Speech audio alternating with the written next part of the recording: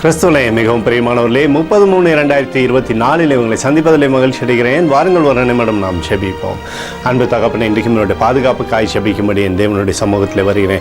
என் தேவனுடைய நன்மையும் கிருபையும் விடுதலும் ஆசீர்வாதமும் என்னுடைய வாழ்க்கையில் இருப்பதாக நிறைவே நீங்கள் தாங்கப்பா. துன்பங்களை எல்லாம் மாற்றுங்க, துயரங்களெல்லாம் மாற்றுங்க. என் தேவனுடைய பாதுகாப்பு மாத்திரமே இவருடைய வாழ்க்கையில் இருந்து செயல்படும்படியாக செய்யுங்க.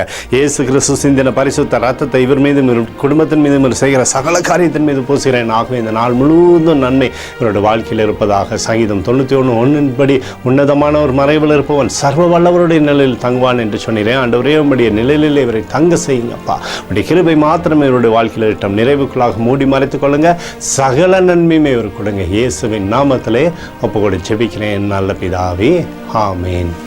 பிரியமான ஜெப பங்காளரே, ஒரு நிமிடம் நம்ம இந்திய தேசத்திற்காகவும் ஜெபிப்போம்.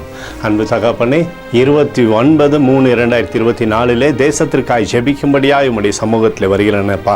இந்திய தேசத்தை நீங்கள் ஆசீர்வதிக்கும்படியாக ஜெபிக்கிறேன். தேசத்தில் நன்மை கொடுங்க ஆண்டவரை. சிறந்த தலைவரை நீர் தரும்படியாக ஜெபிக்கிறேன்ப்பா. பாராளுமன்ற தேர்தலில் என் தேவனுடைய கரம் இருக்கட்டும் தகப்பனே. நன்மை மாத்திரம் உண்டாகும்படி செய்யுங்க தகப்பனே. எங்களுக்காக மத சார்பில்லாத ஆட்சியை நீர் தரும்படியாக ஜெபிக்கிறேன். உங்களுடைய கிருபை தேசத்தின் மீது இருந்து செயல்படட்டும். எங்களுக்காக அடித்து நொறுக்கப்பட்டிருக்கூடிய இயேசு கிறிஸ்து ஒரு சிந்தனை வெளியேறப்பட்ட ரத்தத்தை வைத்து ஒப்பு கொடுக்கிறோம். அத்தோடு இந்திய தேசத்தில் எழுப்புதலை தரும்படியாக ஜெபிக்கிறேன்.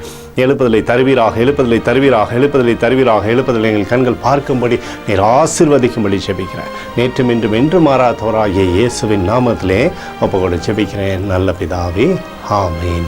பிரியமான ஜெப பங்காளரே, ஆண்டவர் நம்மளோட ஜெபத்தை கேட்டிருக்கிறார். இந்த நாள் முழுவதும் கர்த்தராகிய இயேசு கிறிஸ்துவுக்குள் நீங்கள் வளரும்படி உங்களை வாழ்த்தி ஆசீர்வதிக்கிறேன். ஆமேன்.